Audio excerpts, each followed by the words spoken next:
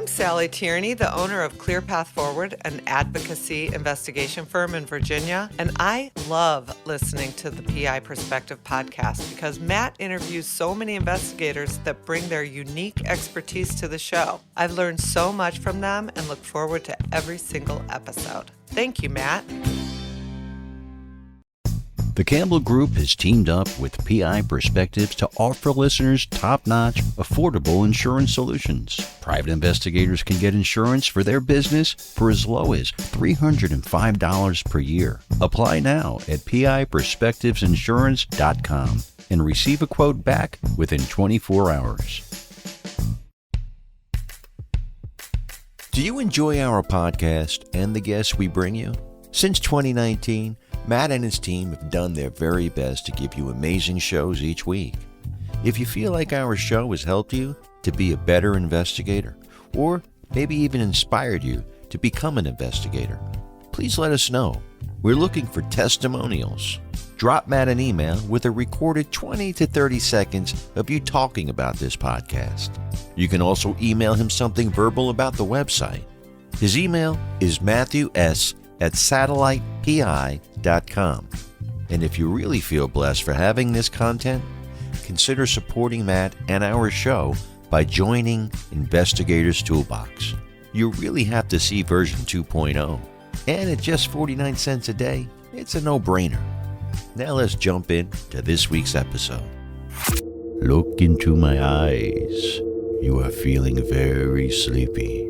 We are back with a brand new show. Today, Florida PI John Gaspar joins us. John had an amazing career with NYPD and worked for many years in the Major Case Squad. Along the way, he was trained in Forensic Hypnosis. Today, the guys discuss hypnosis and investigations. John is also the president of the Florida Association of Private Investigators, better known as F.A.P.I. This is a great episode. Please welcome John Gaspar and your host, private investigator Matt Spaier. And welcome everyone to this week's episode of PI Perspectives. This is Matt Spaier, your host. We're back with a semi-live show, but new content and fresh off the presses from Florida. Had a great conference visit down at the F.A.P.I conference, and who better to talk to than the president of F.A.P.I? So we've got John Gaspar here today. John, welcome to the program. Thank you. It's great to be here today. Yeah, Thank you for the opportunity. Great to have you. Long time coming, fellow New York guy. We're going to talk about hypnosis and investigations, but before we get into all that, I want to just lay the foundation for your background, because you had an amazing law enforcement career and then a very amazing investigative career that's taken a few turns. So why don't we roll back to your law enforcement experience? Tell me a little bit about your NYPD job. Well, I never really wanted to go into police work. It just was a happenstance thing. I was involved in electrical engineering in school, but the budgets back in the early 70s, everybody was shutting down things. So I punted. I moved forward. A friend of mine Steve, was still best friends. We went to high school together. Right. And he said, my dad was a cop. He said, why don't you take the test? So we took the test and we got exactly the same grade. We got on together. We became partners in the 7-9 precinct, and then we moved differently. He moved into the private sector. We owned an alarm company together, and then he moved and stayed in that, and I stayed in police work. Yeah. And then as time went on, I'm sorry, go ahead. No, definitely continue. So as time went on, what happened? The journey went on. I was assigned to the highest violent crime rate precinct in the United States, and that was the 7-9 precinct. And we had about 3 or 4 shootings a day, and it's it Brooklyn, was a great right? trip. Brooklyn, yes. Yeah. It's all the way down on the back end of Brooklyn by all the highways with all the high rises. Mm-hmm. The concept of putting 4,000 people in one building was really great for crime. Right. So, is that the precinct that's on Gold Street? No, it was on Tompkins and Troop, the 7-9.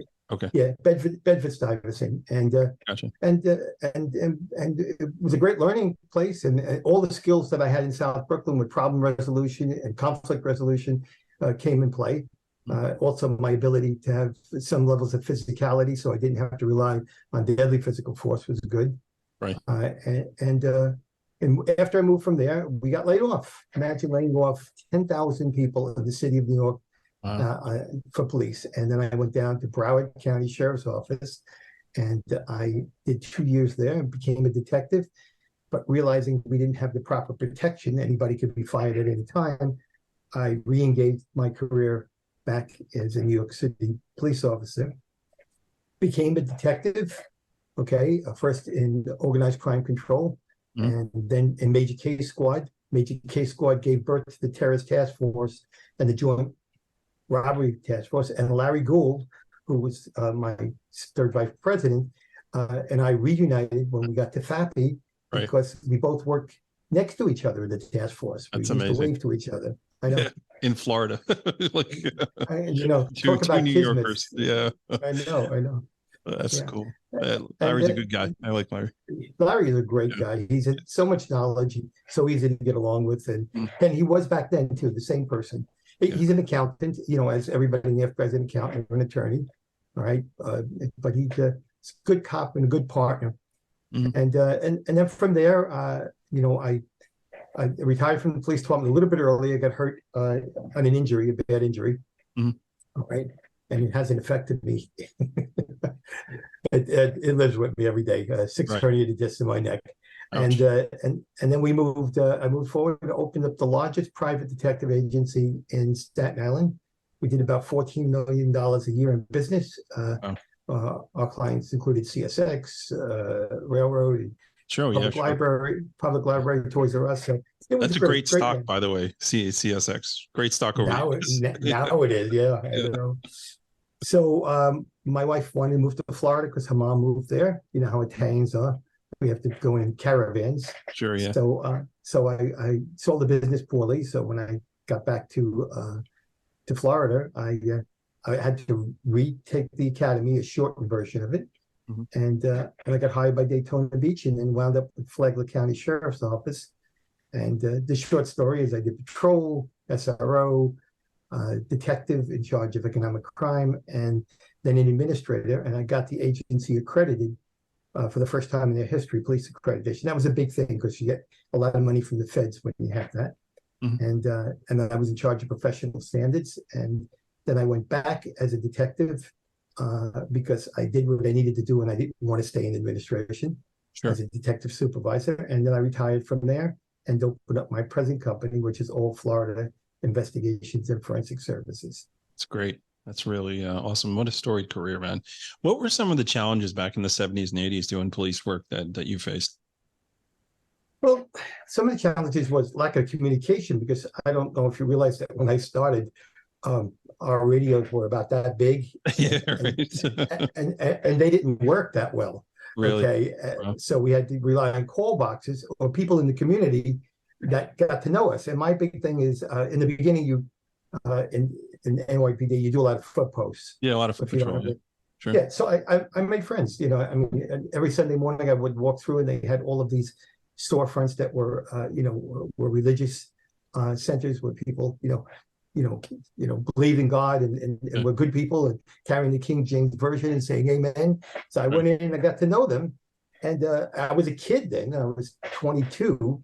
So I got adopted by all of these big moms, that said, fed me and took care of me. And actually an anecdote, a story to that is that I was I'm not brave. At that time, I was an Adonis. I had some physicality. I had a black belt in karate. I wrestled. So I didn't rely on a lot of toys because we didn't have a lot. We didn't have mace. We didn't have an asp. We didn't have any. They took our nightsticks away from us. Right. So I'm losing a fight, which is really hard to do if you have a gun, from this guy who's really hyped up and he's about 6'3" and sure, he was high on something, right? He was crazy. He was high on a lot of things. Yeah. So I'm just about making it where he's not taking my gun and I'm fighting and we're fighting. And people don't realize, it's not like the movies. You're 2-3 minutes into a fight, even if you're in great shape, you're kind of depleted. Yeah. So she's calling, the police, and the 911 tape, I still have it. I have to find it. some guy is trying to kill my police officer. Get down here right now. And she's throwing hot water on him, and she's hitting him with a broom. And That's then she's great. hitting him with a broom and trying to poke his eye out, And finally, Nona's not happy about it. But finally, and she gave me a big hug, and she brought me down some water, and I went upstairs, and she said, "I'll clean you up." But the medic said they had to, and so I bought her, next time I was in post, I bought her some flowers, and yeah, but it was good. I made a good connection with the community. It was a good place to be. Never piss off Nona. No problem. 80% of the people there were great people. 20% were predators. That was kind of how it was. Yeah. I mean, I'm a child of the 80s, right? So this is a little bit before my time, but I have very vivid memories of being in New York City in the 80s, more so the Bronx. My family was from there, and seeing what it was like, that in that time period, and seeing how it changed over the years too. The 90s brought a different set of problems. You saw crack cocaine and stuff in the late 80s start to pick up and just change everything. And then, I remember being in John Jay College and them talking about, broken windows and these new policies that were coming out, and how they were trying to change policing to community policing, which sounds like that's a little bit of what you had going on there. Just knowing the people that you're serving, and then seeing all that change is very, very, very interesting. To see the growth and all that, and how you parlayed that in your own personal professional career, leaving and then coming back. That must have been a challenge too. Things must have changed a little bit over that time period, right? Oh, they changed a lot. I wasn't in, the last time I was in uniform was 1978, and then all of a sudden I come into Flagler County Sheriff's Office and Daytona Beach Police Department about hold on a second, 25 years later. All right. And when I get in it, there were so many changes in procedures and people. Although I love Daytona Beach because it reminded me of New York. It was diverse. We had a lot of great people, and there were also a lot of people that were crazy. So It was entertaining at the very least. Right. And the police officers were really good there, most of them. And in Flagler County, I got the beach. I had rural areas. I got to see. I got to do something that I think no New York City cop has ever done. They put me out in Davie, Florida. Not Davie, Florida, the Broward County. They put me down in the Rondecks in Flagler County, which is all rural. And I asked questions. So I met some people, and I said, "Hey, what happens if the cattle get out? What do we do if it blocks the roadway? Right. What happens if there's a horse running around town? Well, if there's a horse, if you lasso them around the neck and you hold them, they're going to kill themselves, and they're going to kick like crazy. You shouldn't do that. You got to walk with them with it." I said, "All right, good, right? And what about the cows?" He said, "It's one smart cow. The lead cow leads them to wherever they go. They're always in the front. So just make a little bit of noise, and they'll find their way home." Yeah. Sure enough, it's 3:00 in the morning on the double S's in Flagler County, and there's about 400 cattle. That's amazing. All I saw were butts and tails, and I said, "Hold on a second." I hit the siren, and then I go on the thing. "Go, get up," and they start going. About a mile later, they go down this long entrance, because that's what they had for cattle, long entrance, and then a gate. So I climbed over the other side of it, walked over, opened the gate. They all went in, and I put a card on the thing: "Returned your cattle," business card. Yeah. And I got a white cowboy hat from the Cattlemen's Association in appreciation for returning the cattle. Look at you with your own Stetson. Where is it these days? It's home. It's home. Fantastic. But it was so good. I love learning new things. Sure. Very cool. Yeah. Very cool. We're going to jump out and take a quick break, but when we come back, I want to dig into the topic here. We're going to talk about hypnosis and your experience in dealing with hypnosis in investigations. You were involved in a very high profile case as well up in New York that I want to talk about as well. So everybody sit tight, and we'll be right back. Check out the PI Institute of Education at piinstitute.com. Since 1989, Kelly Riddle has been teaching on subjects such as surveillance, nursing home investigations, insurance fraud, domestic investigations, hidden assets, and accident scene investigations. The PI Institute of Education is a featured learning partner in the investigatorstoolbox.com. So check out the free content on the site, then visit the Institute for more great savings on additional classes. I want to talk to everybody today about ScopeNow.com. ScopeNow has been a big-time sponsor of this program for quite some time, and I just love their service. I've been using them since the beginning. I'm one of their beta customers, and it's been so awesome to see them grow into the business that they are today, and just how they just keep reinventing themselves and pushing themselves to get more and more information. What it comes down to is ScopeNow is a tool that you definitely need to use if you do social media investigations, any internet research, and really spending less time digging around and looking for information. I think is one of the best points of how ScopeNow can help you. Their AI platform, their analytics are amazing. You really get an idea of what you need. You're reducing the time, you're reducing the manpower that you're spending on doing this research, because they're essentially doing it for you, and they're doing it correctly, which is most important. One of the new things that they're actually offering is this flagging system where you can flag behaviors and really highlight and look out for fraud. If you're doing a lot of fraud research, this is a fantastic tool, and you can set up alerts. So you have particular people that you're looking at, you can actually set up alerts to get notifications when the criteria that you set up is actually is flagged and goes off. It's really, really amazing. And their relationship and association analytics are top notch, really cutting edge and really, really cool. When they brought that out on version 3, it was a game changer. I mean, really being able to see how people interact together and having that relationship, analysis is really, really something that's cool.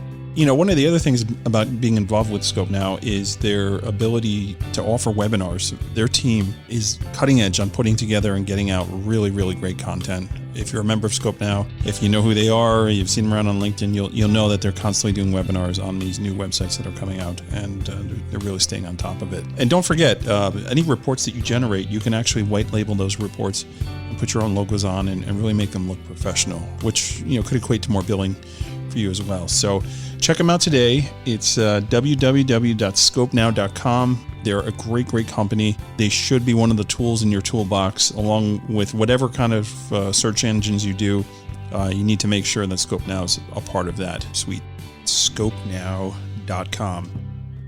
So we are talking about Crosstracks. Crosstracks is a sponsor for Investigators Toolbox and PI Perspectives. We've got Steve Mason here. Steve's been a longtime client of Crosstracks. Tell me the benefits of case management. For me, it's basically being able to keep track of every single thing that's going on with the case, whether it's notes, documents, sending or receiving new case information, because clients can create custom logins, securing the data. From a business perspective, it's really the easiest way to maintain your data, to access your data anywhere. I mean, you can be on vacation and pull up a case note remotely, securely. Even just tracking how many cases you've worked for a certain client, how much money you billed them. I mean, there's so many tools that I really don't know how you can get by without a case management system like Crosstracks. Yeah, definitely. And they are SOC 2 certified, which is important when you're working with insurance companies and protecting information that's readily available there. If you're looking to take your investigative company to the next level, you got to be organized. And the only way you're going to be organized is using a case management system. And for me, hands down, Crosstracks is the one to go with. So again, they are a sponsor of PI Perspectives and part of Investigators Toolbox. You receive discounts for using their services through both those platforms. So check it out today, and we'll talk to you guys soon. Take care. And welcome back to PI Perspectives. This is Matt Spaier, your host. We are joined today by former New Yorker, John Gaspar. John, welcome back to the program. Thank you. It's good to be back. Yeah, what a career you've had, man. Just apparently you're a cowboy as well, rustling cattle, which is cool. Who knew? You never know, right? With a significant New York City accent. Exactly. Hey, move over here. Two graduate degrees, and I can't get the vernacular to flow in any other way. So. Fantastic.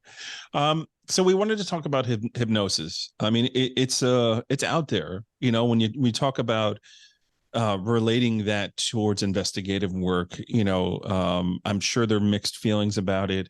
I've read articles about, suggestion and the issues of using hypnosis. But you have a great deal of experience doing that. So why don't we talk a little bit about how you got into doing the hypnosis work, and then we'll kind of end up on, how it's relatable to private investigation work. Sure. Actually, kind of by accident, I got into the state of relaxation by being in the martial arts for so long, and the meditation that we did. And our instructor used to come around. He was directly from Japan, and he used to kick us in the stomach full force. And this man could break wood with it. Mm-hmm. And we were able to control ourselves by controlling our breathing and everything. Right. And I also used it in my personal life for relaxation with injuries and stuff. Mm-hmm. And I started stopping people from smoking in the police department because I hate smoking. Right. Okay. And the word got around, and they had a hypnosis unit, which I did not know. I was in organized crime, running around with, unfortunately, prostitution, obscenity, and vice. Not a great job, guys. Yeah. You take a lot home with you. Yeah. And we did some narcotic work. And then I got a call from the chief of detective, from him. And he said, heard a lot of good things about you. I said, thanks, chief. I thought he was going to say, we want to put you in major case squad, which eventually happened.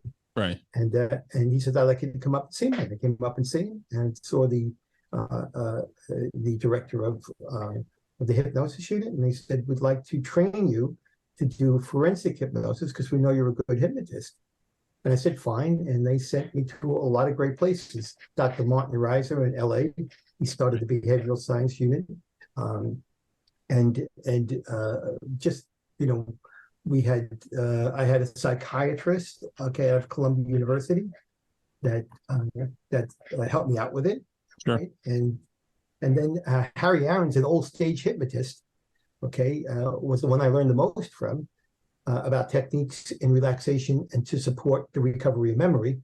Sure. And it just led to a pretty great career there for about 3 years until a court case came down from Onondaga County, which said that you can't use hypnosis for any witness accounts because there were a lot of hypnotists that were not following the protocols.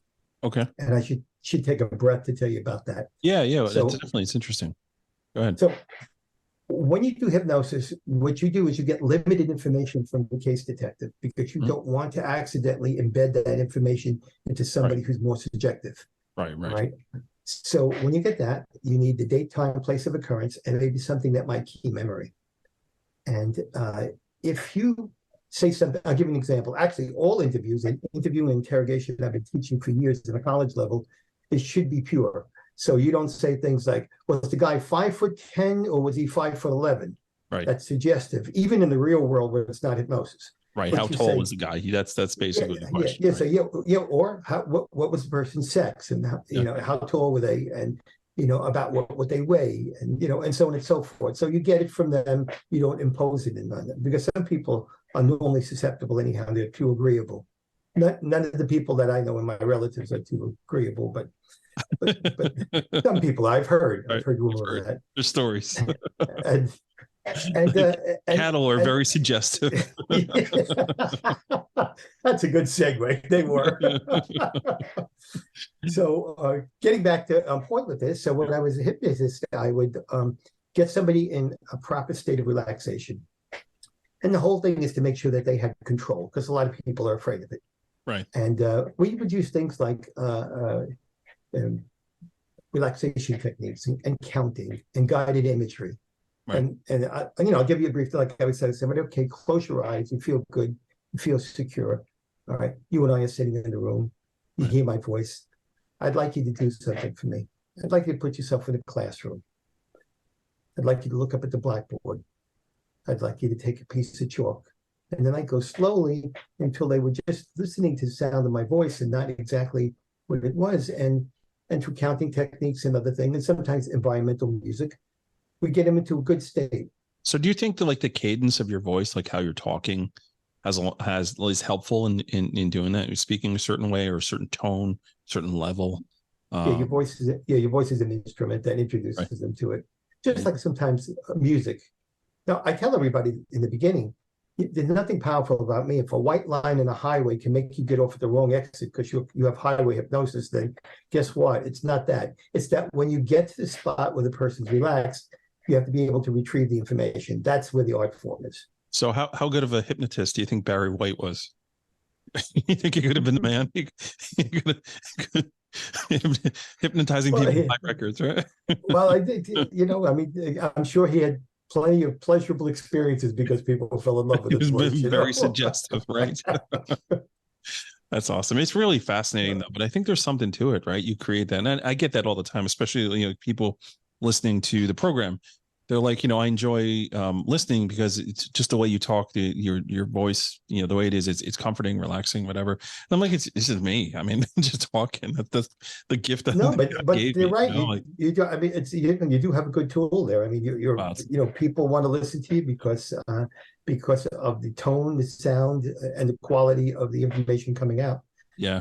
In fact, I've noticed, just completely off subject, but sometimes when I'm talking to somebody, if it's the first time that I'm interviewing them, I don't really know them that well.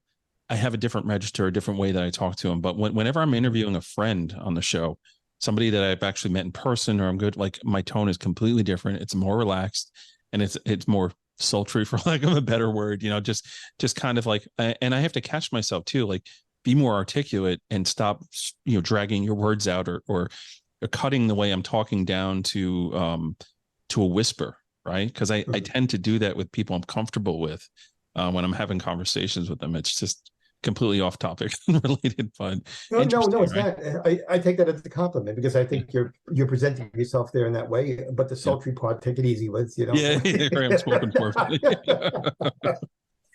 It's not that good to show, John. And anything that you do in life, you have to develop a rapport. And I usually do this when I do my interview class on a college level when I did it. The first thing you want to do, let's say if you see a beautiful woman, okay, and you're really attracted to her, you don't want to say, I would really like to kiss you. You would say, oh my goodness, that's an unbelievable scarf you have. All right. Where do you come from? How's everything doing?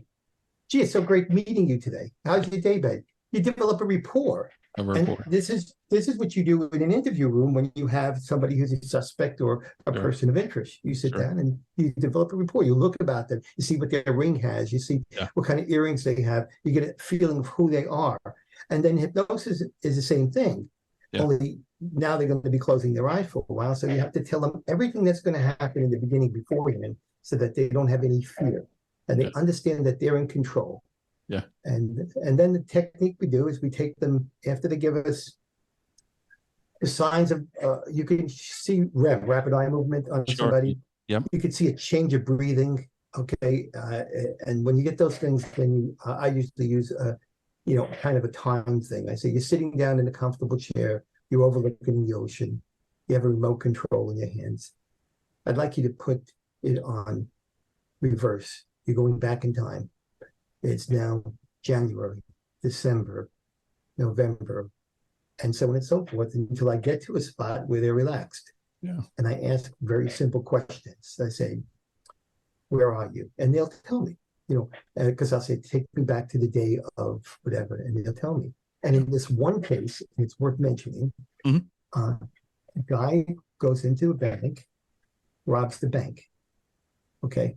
A guy is watching him rob the bank. And he's really scared. The bank robber leaves. The man runs out. The guy gets into the car. He slips on a piece of New York black ice, goes up in the air, breaks his arm. Right? Turns around and he looks at the tag number in the car. He can only remember that the car was a brown car.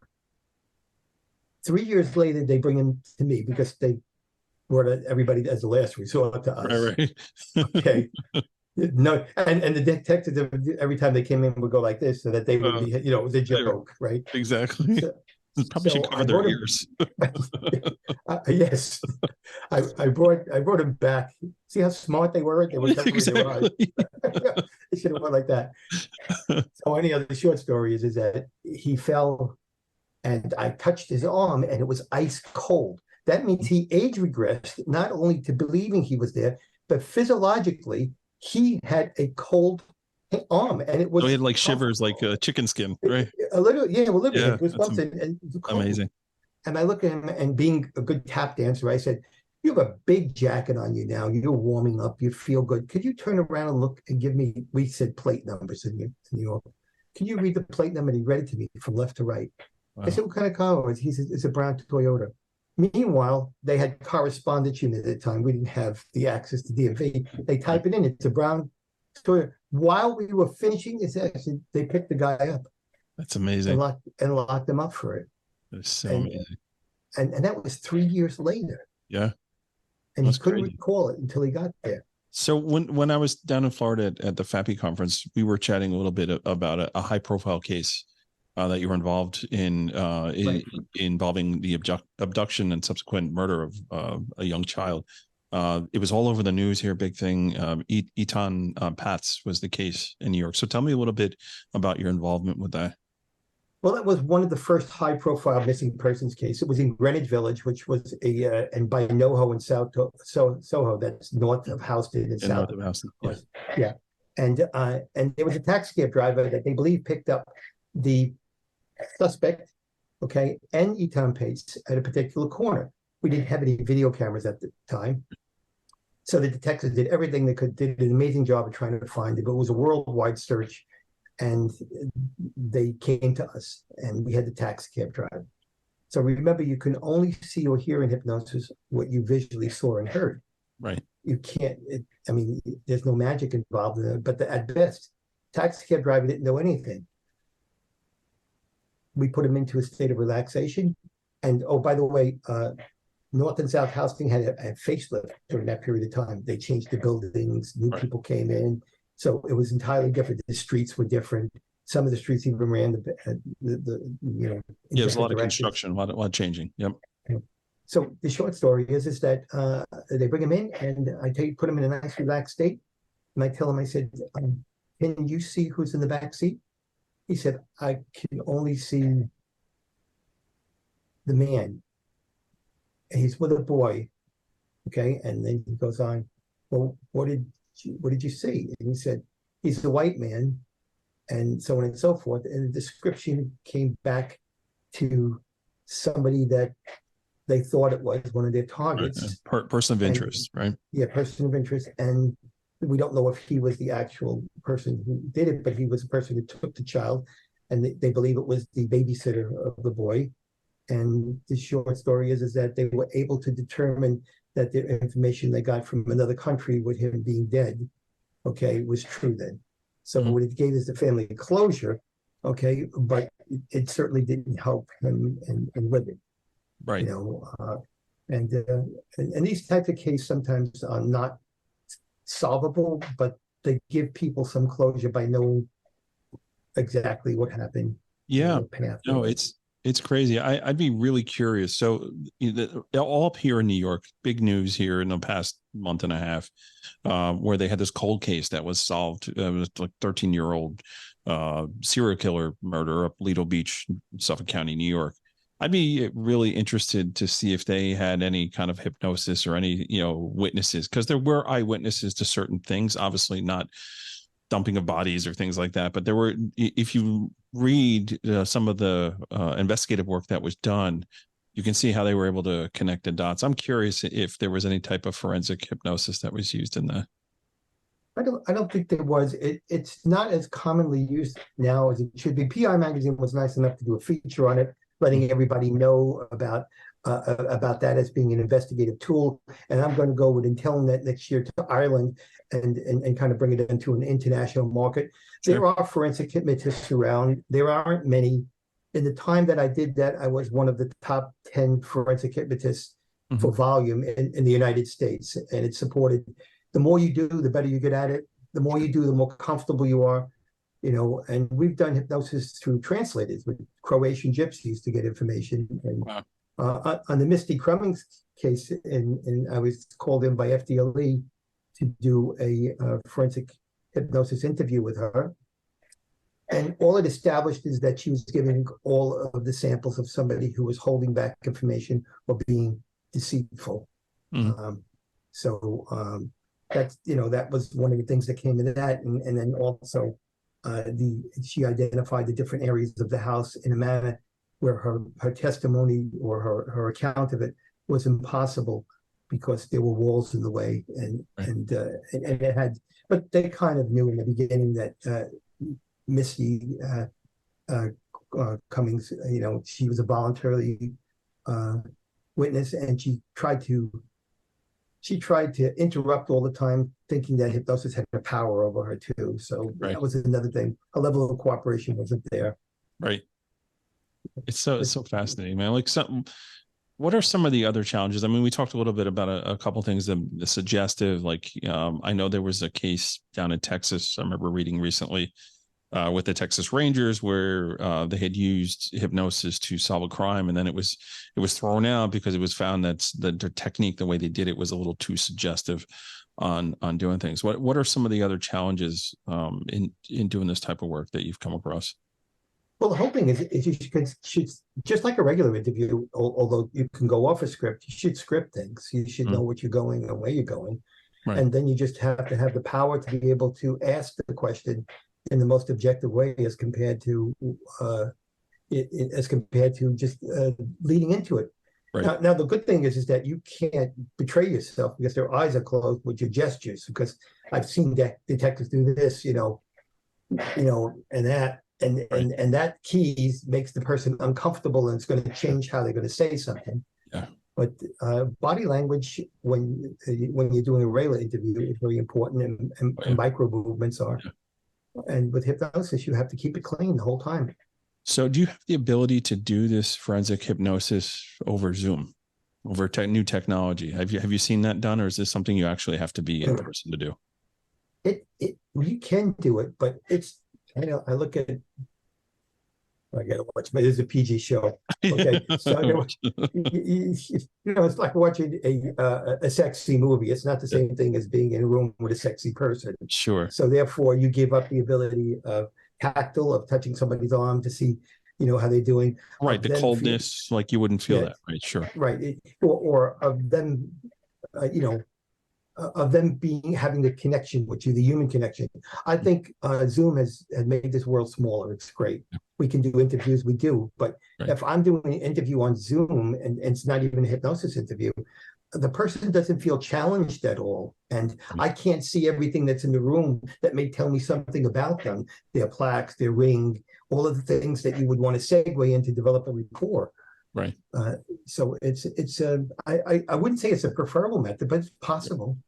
I feel like it's like The Usual Suspects with Kaiser Soze, just looking at everything in the room and tying it into his story, right? But so your audience knows that hypnosis is not just for criminal; it's for civil. I've had somebody who was a Victoria's Secret model, that lost a $500,000 bracelet. Mm-hmm. and or something in that range, but something that was amazing. And she has so many houses, she didn't know where she hid it. Oh, wow. So at the end of it, she recalled where she hid it. Oh, wow.